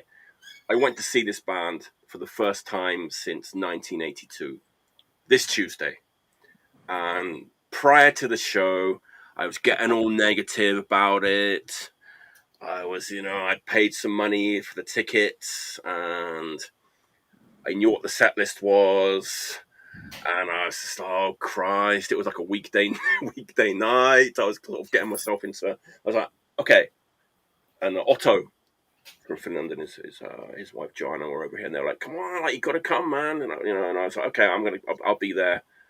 Anyway, the show was amazing. Of course, I'm talking about fucking Iron Maiden. Iron Maiden. So, exactly. So this they're on the Future Past tour now, right? That's the tour. So it was foolish of me to complain about the set list, because this is the tour they're doing now. This is what Iron Maiden do. They'll do like a themed tour, this album and that album, and then they'll do like a sort of greatest hits kind of tour, and they'll kind of rotate around like that. So now we're in sort of the Future Past tour, which is basically Somewhere in Time and Senjutsu with some other songs thrown in there. So that's what I've been listening to all week. Somewhere in Time. I'm not taking the plastic off because I've fucking destroyed 2 Obies live on this show. I ain't doing it again. Yeah. Somewhere in Time. I don't know if anybody. I love this record. I think it's it's a decent album. I don't think there's any Iron Maiden album I dislike, to be honest with you. I mean, I like Senjutsu. Yes. So this is going to be a twofer, seeing as it was the Future Past tour. Nice. Obviously, I was like listening heavily to these, even though I knew what the set list was. I still immersed myself in like these 2 records all through the week. I think Senjutsu is heavy, man. It's like real. It's a heavy record. It's pretty dark, heavy, except for a couple of songs, but it's heavy to hold as well. But it was just a great show. And they've still got it. Like Bruce sounded amazing. The guitar, Dave Murray's guitar tone was like almost brings tears to the eyes. It's like Nico has just had a stroke, so obviously he's not quite recovered yet. But man, incredible. I just want to say that like I still love Iron Maiden. I mean, I saw him when I was 14 years old, and I haven't seen him, since then. Really, that's awesome. I'm 57 now, and I was talking to my friend Pete like yesterday, and he was like, "Yeah, I used to go and see them all the time, and I immediately regretted like not going to see them, like all those times, like throughout the years, But I did, and I'm glad I did. I still love Iron Maiden. Great show. What Yeah, kind of Summer turnout Time- did they have? What's that? You saw them in Osaka, right? I saw them in Osaka, and apparently, according to Otto and Gianna, they've seen him 10 times on this tour. Think about that, 10 times on the Future Past tour. And they said... So what kind of draw is Iron Maiden bringing out in Osaka nowadays? Like massive? Well, they'll fill like a 10, 15... I mean, compared to like Europe and the States and South America, it's small. But, they fill out like big, mid-sized arenas, yeah. There you go. Baseball I was going to say stadium. something. Yeah, I mean, people are like, oh man, the Japanese shows are way smaller than like in, Argentina, there's like 100,000 people, that kind of stuff. But Japan, pretty big, I was going to say, like, when people say like Gizm, have like that Iron Maiden twin guitar thing going on, that's like, that is definitely from this record. Like especially like the title track, Somewhere in Time. That's the most Gizm sounding like Iron Maiden song for me. It's got that. It's like MAN, that Gizm album. Yeah. It's full of like riffs that sound like this. Randy Uchida was definitely listening to this like 1 year before MAN came out. No doubt. I always assumed that Randy Uchida called himself Randy after Randy Rhoads. He did, yeah. Well, there you go. That's But some good. MAN sounds more like this than the Blizzard of Oz. Oh yeah, hugely. Yeah. Lots of harmony going on. Yeah. That's an inspirational album for me. I love that.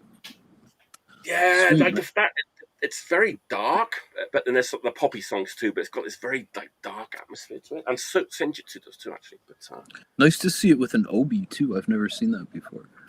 Yeah, I ain't fucking ripping that. So, yeah, so I'm keeping the plastic on that. Cool, man. There you go. Yeah, it was a great week. I was very negative about it, and it turned out amazing. And I'm really happy that I went to see him. So there you go. All right, Matt, what's your last pick? Yeah, it was awesome. Yeah. So just to catch up on a message there, right. Still wants to know the name of the dog. That's my corgi. His name is Rowdy Roddy Pupper. Incredible. Yeah, he's a rescue from Texas. We rescued him last November. We've had him for about a year, and he's awesome. We had a corgi for like 14 years named Ein after Cowboy Bebop. When me and my wife first at our first house, we've had this guy, for about almost a year now, and he's pretty awesome. So last pick for the night. An odd pick. This is something I'd never heard. A friend of mine turned me on to this. Thanks, Sean Sifford from Hamilton. He turned me on to this band. It's a bunch of guys who I totally don't give a fuck about, and they play in a bunch of bands that I totally don't give a fuck about.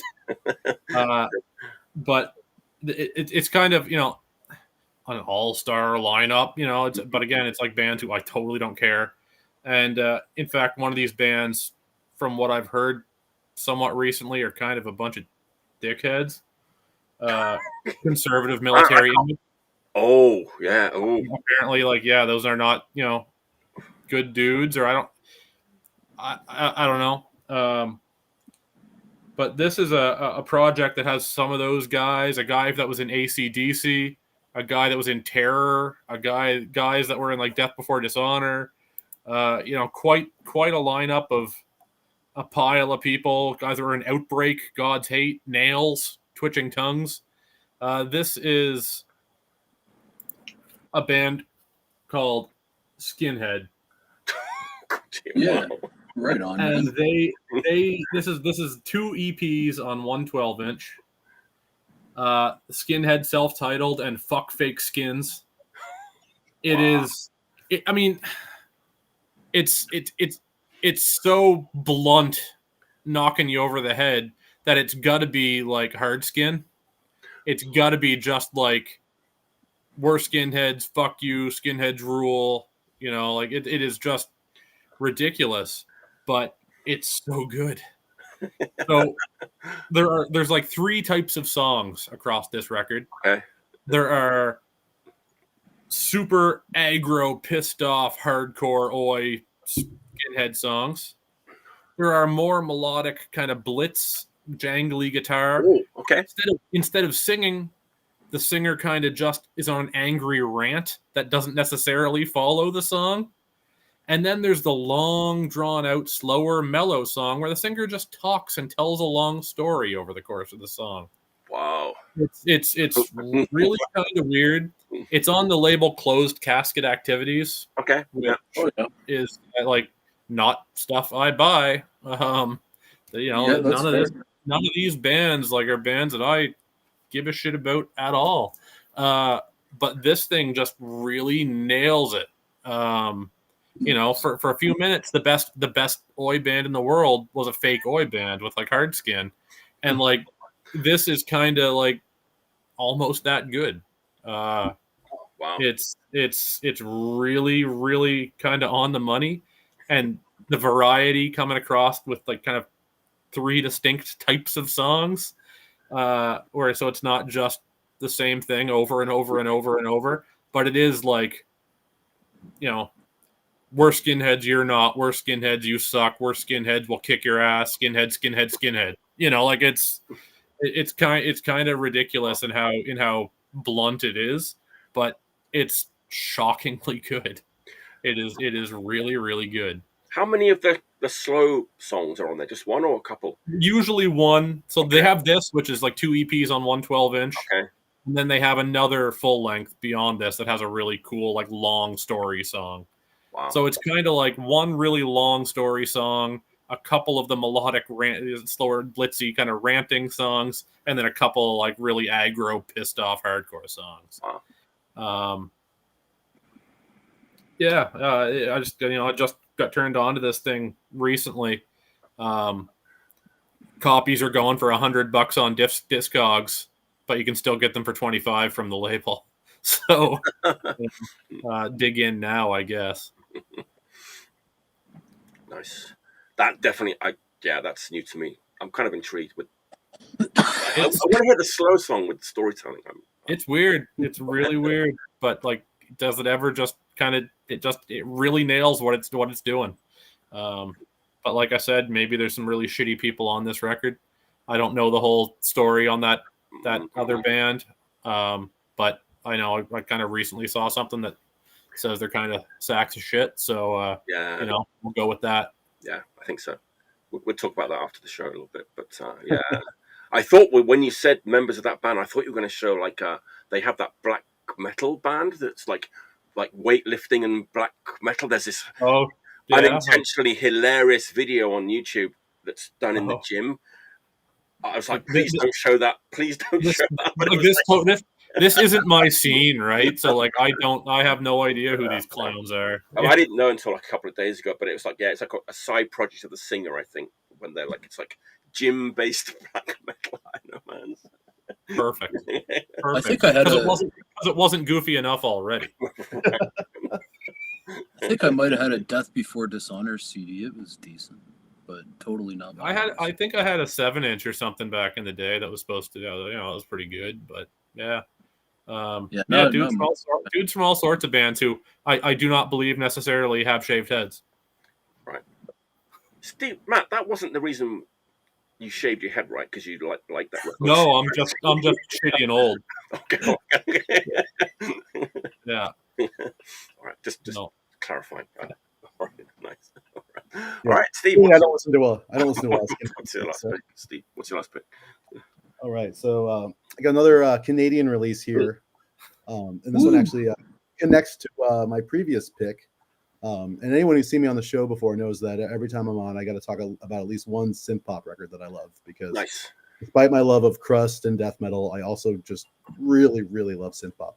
So my last pick here is a Canadian band called Nouveau, and it's actually Brian and Nathan from Spectre's synth-pop side project.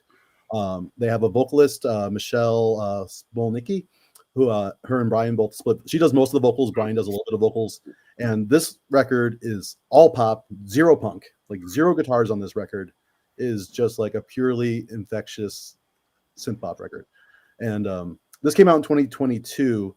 So I ended up picking this up a few months before I found that copy of Nostalgia that I showed earlier. So I've been kind of like listening to these both like back to back a lot lately. And, you know, that's why kind of I wanted to show them both on the show today, because like they complement each other really, really well. Like they both could have easily been new wave records 30 years ago.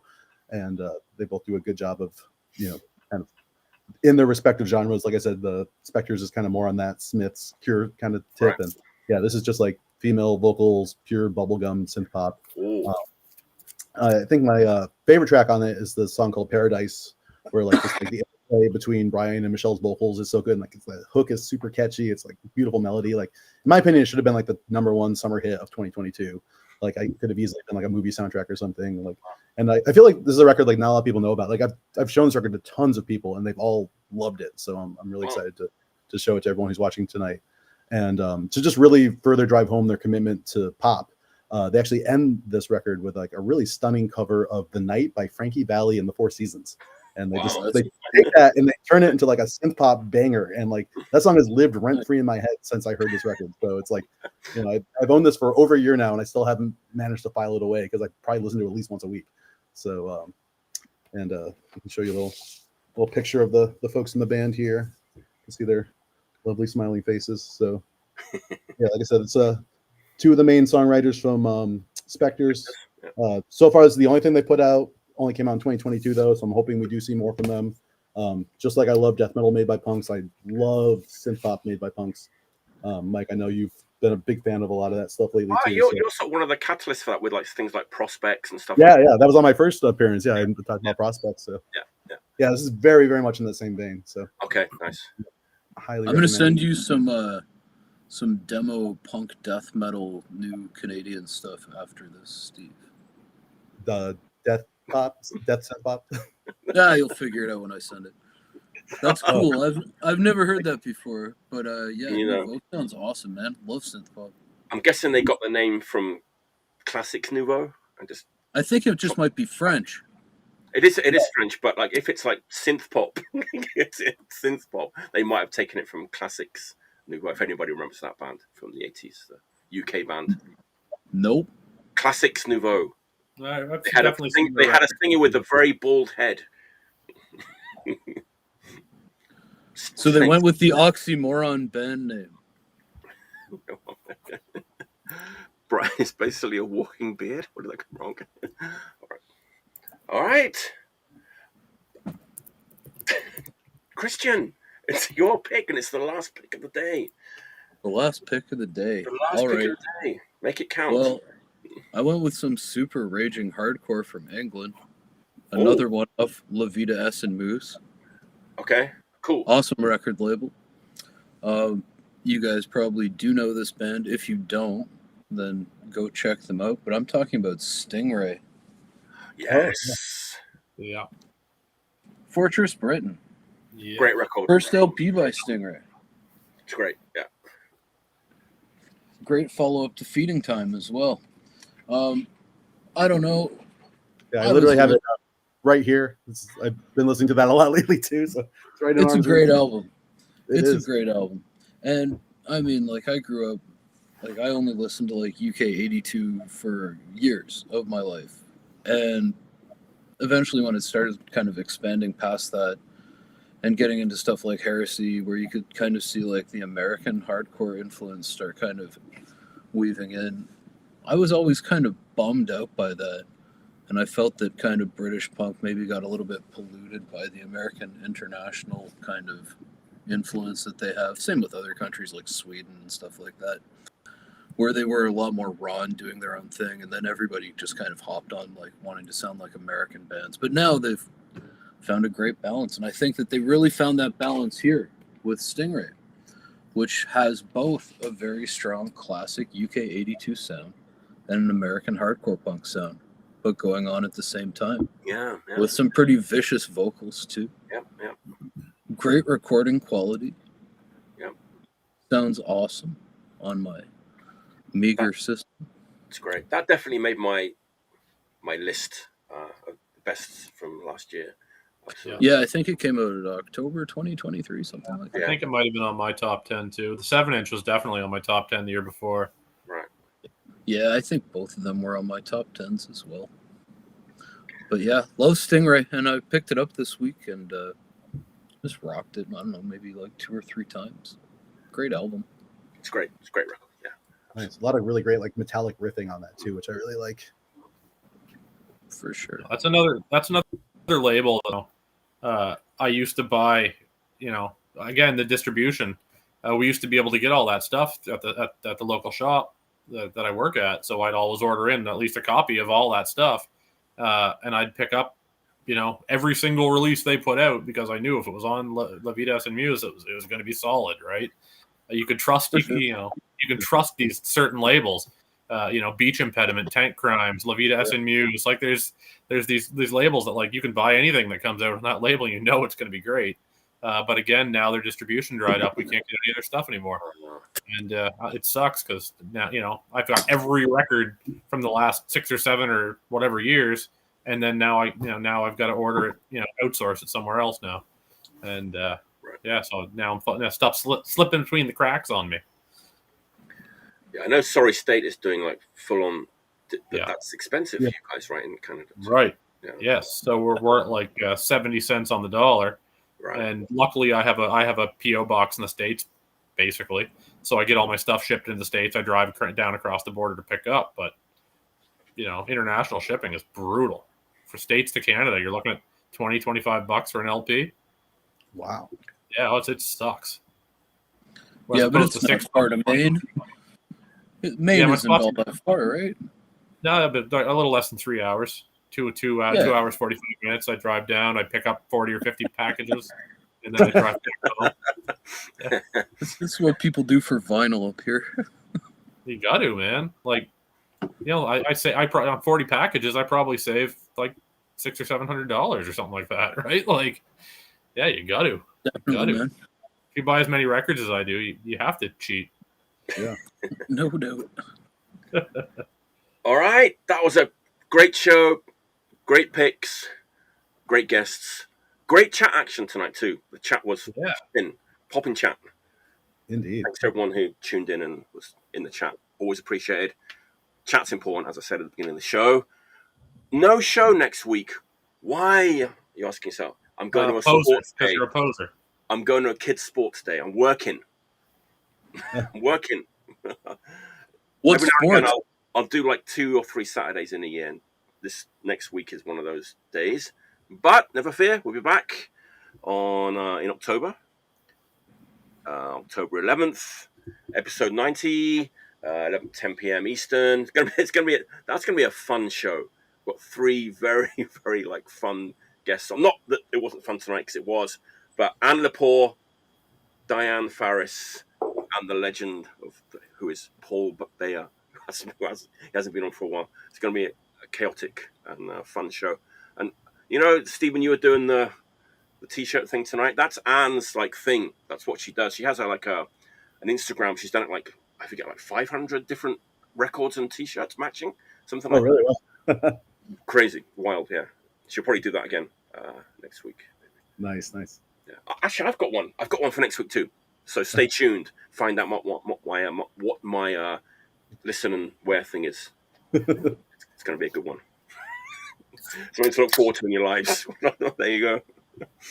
All right, we're going to sign off. We'll probably keep on chatting. I know it's Stephen's favorite part of the show is the after party. But after the gig, For real. Down to business.